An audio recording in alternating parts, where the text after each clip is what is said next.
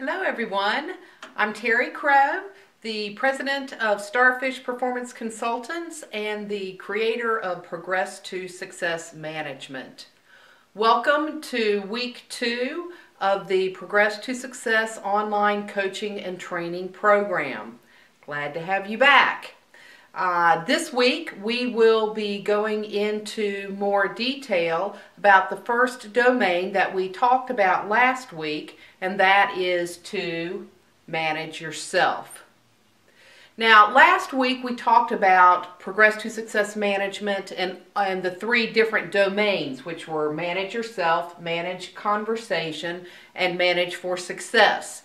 And we covered the different ways that the domains are broken down, which are into weaving words and foundational concepts, and into ways of practicing these concepts.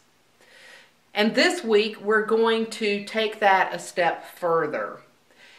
Also, in your coaching call that was given to you last week, I provided you with some materials that would help you be able to see things. I gave you a C chart and asked you to identify 3 words in each of these 3 domains that would help you to identify how you want to be, and what 3 words best described how you wanted to be as a manager, as a person, how you wanted to be in your interactions with others. And those 3 words were to guide your thoughts and your feelings and your actions. And I hope you were able to do that, because that will help you as we go through these domains. It's not necessary, but it would be helpful. Also, in that coaching call and in the materials that were provided, I gave you some more detail about the real importance of practicing, because practice really brings to life everything that we'll be covering, and it also is a way to help embed behaviors, and the behaviors become habits. And habits are what we do every day. And so as we're able to practice and embed certain habits that are great habits, then we become better and more effective as managers and leaders and business professionals. So that's sort of a recap of where we journeyed last week. And this week we're going to talk about manage yourself. So let's get into it.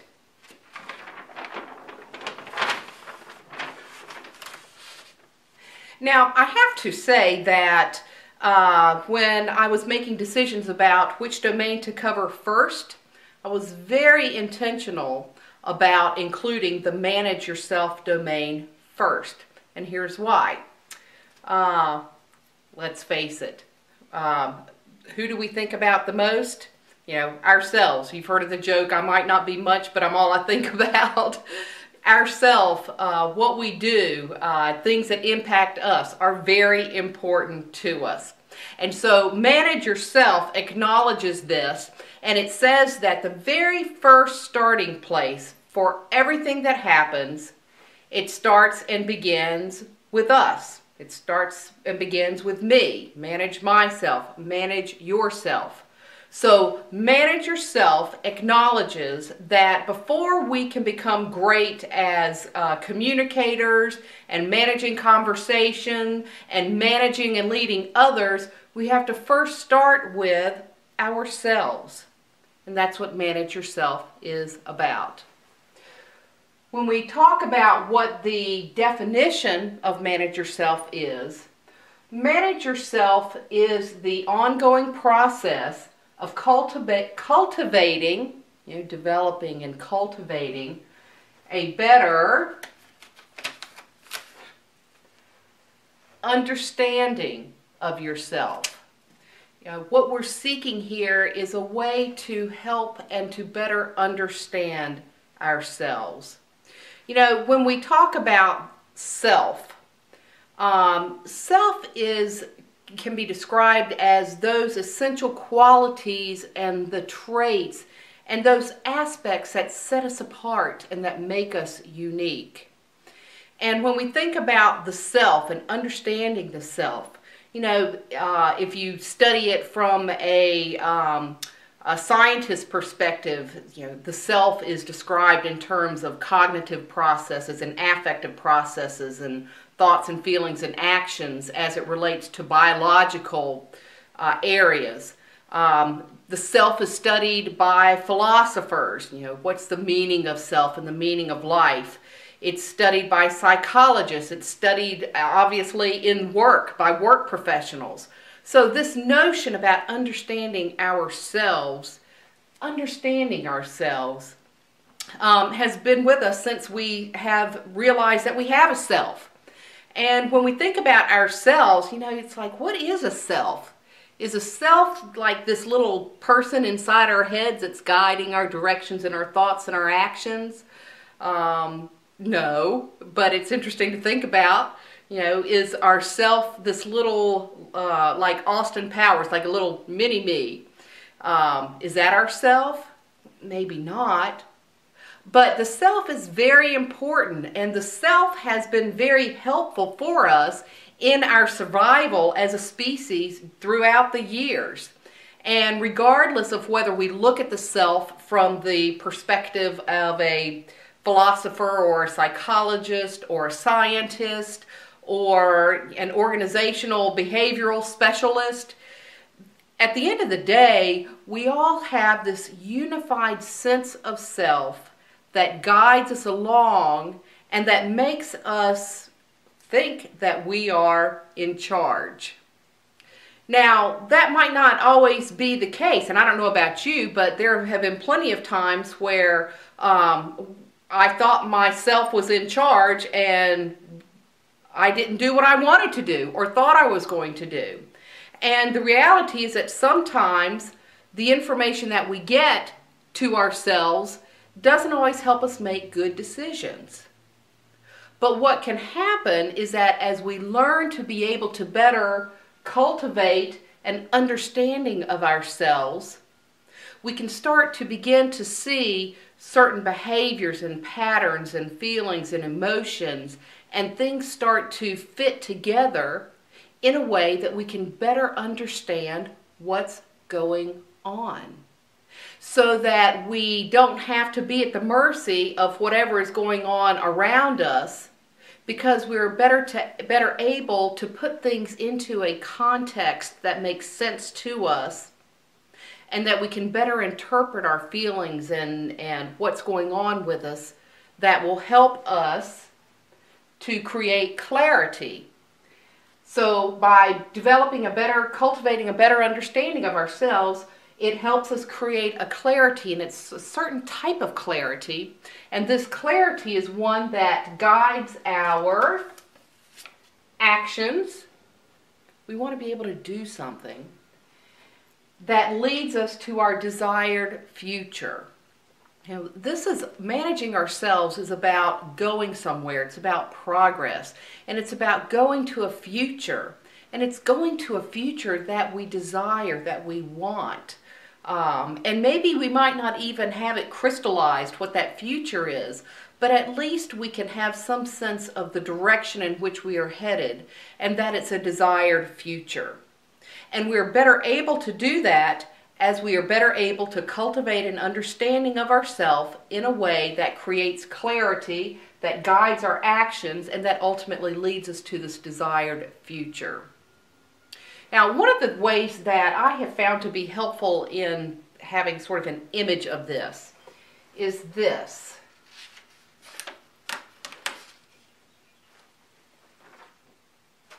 And what you see here is a person who is painting a self-portrait. And isn't that what we do every day of our lives, every waking moment, every conscious moment that we have? We're constantly creating and painting a self-portrait that expresses who we are, and that's based on what we see inside. And so we see the artist here, and aren't we all artists? We see the artist looking into the mirror at himself, which is what we do. We look inside ourselves, and based on what we see, we paint that image for the rest of the world to see. We're all painting our own self-portraits. And managing yourself is about being able to really look at and see what's in the mirror, and to see it in a way that we see our potential and we see all the wonderful gifts and the talents that are in there to be tapped and to used and to be grown and developed.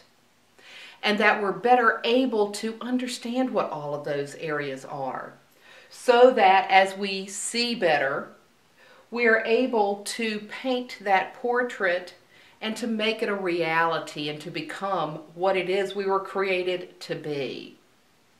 So managing yourself is about understanding and painting that portrait that expresses who we really are in an authentic and genuine sort of way. So, how can we do that specifically? And there are 3 ways here that might be helpful to remember, and I have them listed as AID, A-I-D, AID. And the first one is it's kind of an approach, a strategy of sorts. And that has to do with developing greater awareness. Now, awareness is all about knowing what's going on around us and how we are experiencing it. And we can have awareness that relates to kind of a general sense of what's going on.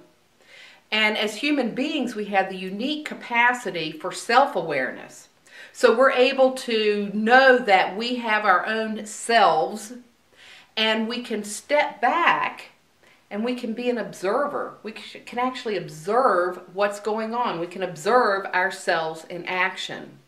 I have found this to be an enormously helpful practice to get into that really helps me see how I am being in situations and interactions with other people as I'm considering how things are going in a meeting, for example. The ability to step back and observe ourselves as an observer is very helpful. Now, awareness, the interesting thing about awareness is that our brains are built for just to get by type of awareness.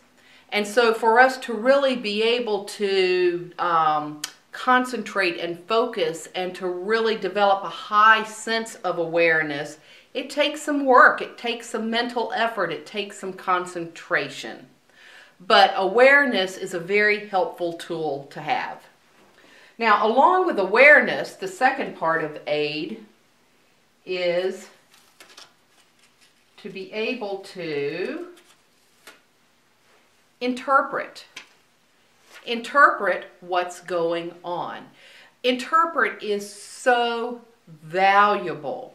You know, we might not always know why we do what we do, and that changes so frequently, the whys of what we do, and why we do it.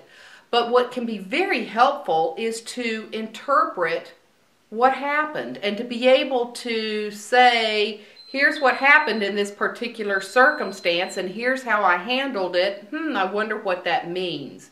And as we're able to get better at interpreting what's going on, we can better put it into a context that makes sense for us. So we're better prepared for future situations.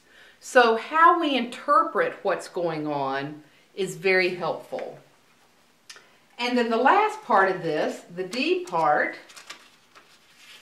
is that we don't just have awareness and that we interpret it, but we actually have to do something with it. The doing part is about taking action. So managing ourselves is about cultivating this understanding that creates clarity to guide our actions to our future.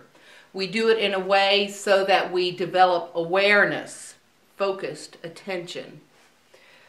We do it in a way that helps us to be able to increase our effectiveness at interpreting what it means. And finally, taking action in the future based on how we interpret events. So that's a part of manage yourself.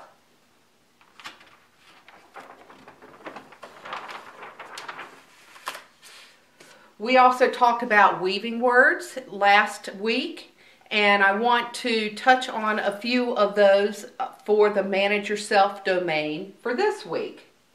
So when we talk about cultivate, we're talking about promoting, we're talking about fostering, we're talking about growing. And there are two elements that are important in terms of how we cultivate.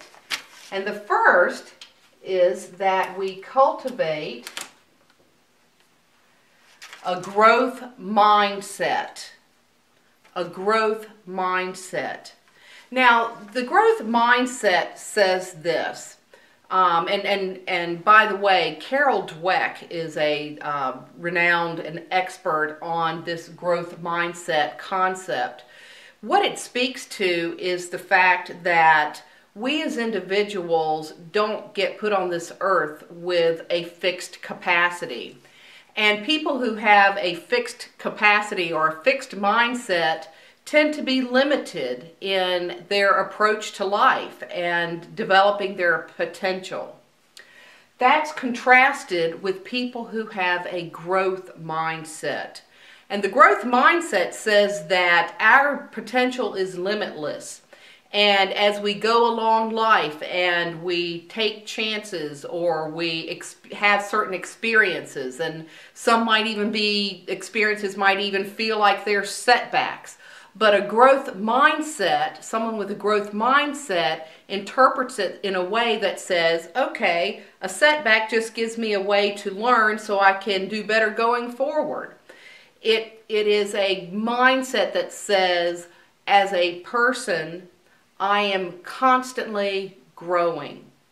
And our brain is constantly changing to adapt. So a growth mindset says that throughout our lives, we always have a choice to develop our potential. And so someone with a growth mindset is always looking for ways to develop that potential. So we have the growth mindset, and along with that is a concept that I really love. And this concept is get better. Get better. How do we get better? In fact, I have get better posted in several places in my office. It's so important to me. Get better has big perspectives and narrow specific focus areas as well. So get better says that we are, as people, always looking for ways to continually improve, to continually develop ourselves as individuals, to continually improve in our performance. That we don't just take the status quo, even though it might feel comfortable. Get better means we are constantly looking for ways to grow as people, that we're constantly looking for ways to grow as professionals, that we're constantly looking for ways to improve. Get better. This is a part of cultivating. We grow our mindset and we get better. The second weaving word that goes along with this particular domain is clarify. And if you haven't figured out by now, clarity and clarify is so important to me. I think that as individuals, that so much can be accomplished as we gain clarity. It's such an important word. And in this particular area, when we're talking about weaving words in this domain, there are two things to keep in mind. These are two words that particularly relate to this domain of managing yourself.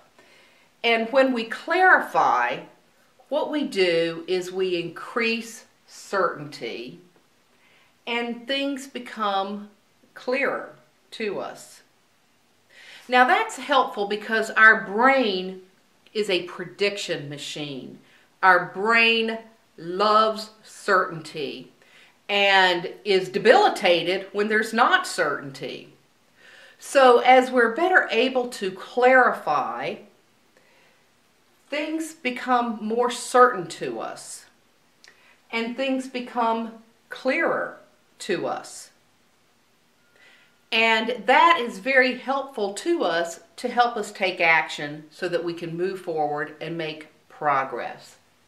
So clarify increases certainty and makes things more clear. Now, the reverse of that is confusion. And confusion is not what we want. We want the opposite of confusion. So,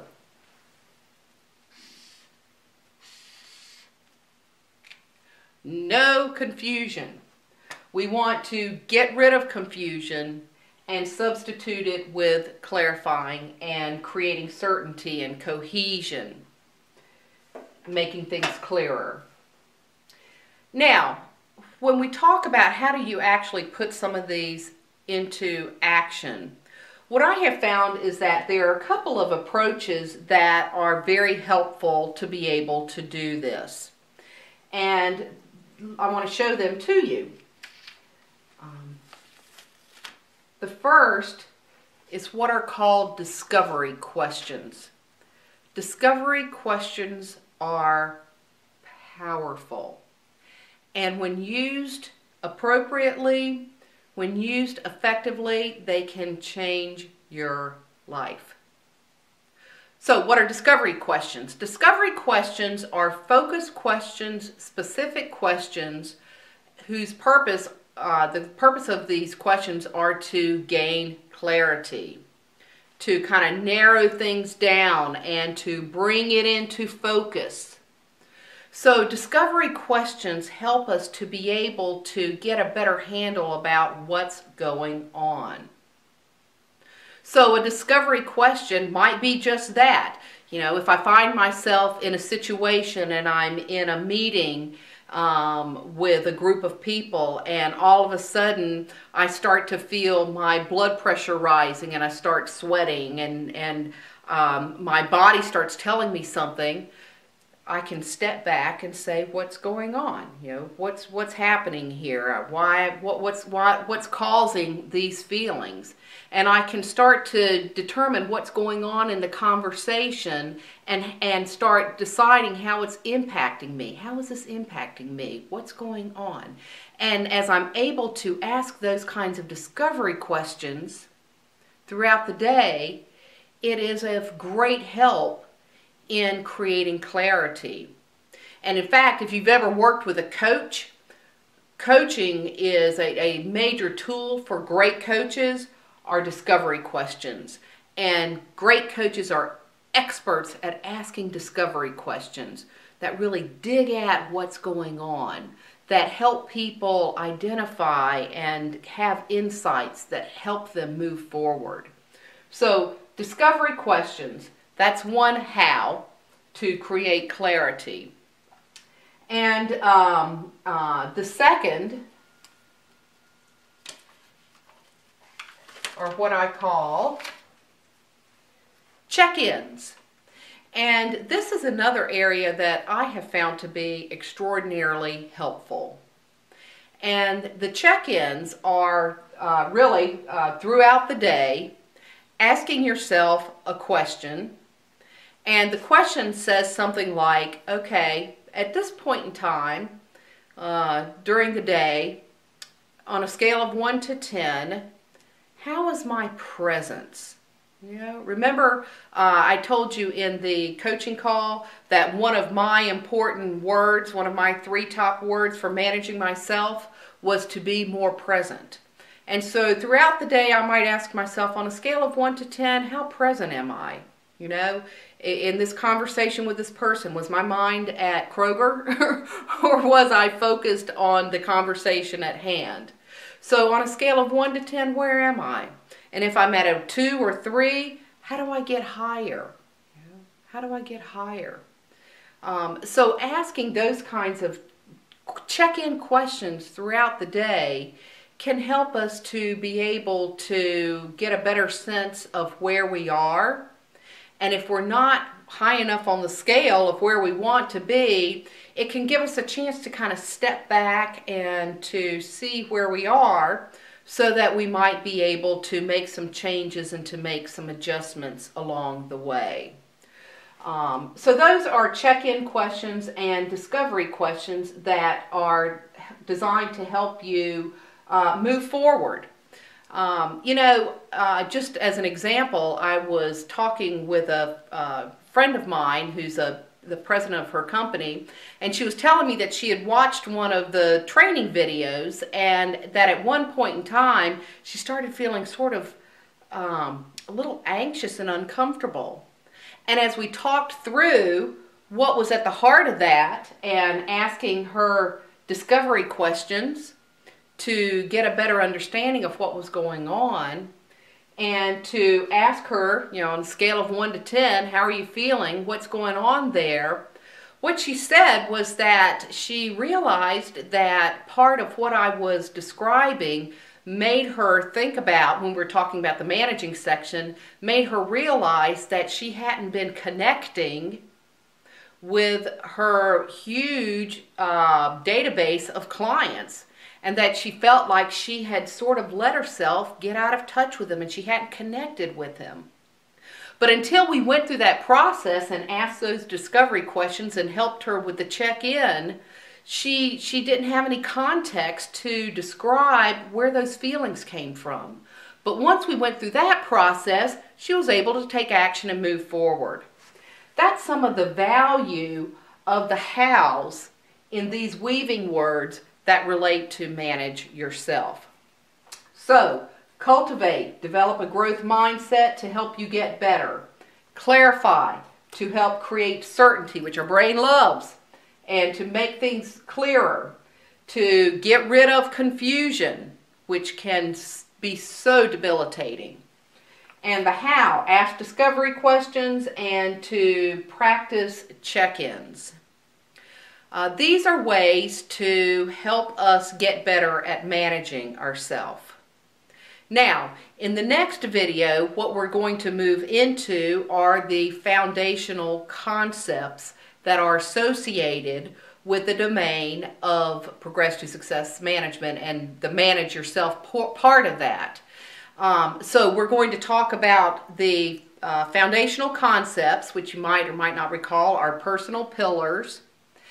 And I'm going to talk about what they are, and I'm going to talk about the practices that are associated with that particular domain. But that's the introduction for Manage Yourself. And what I encourage you to do at this point is to listen to the second video, and I will see you then.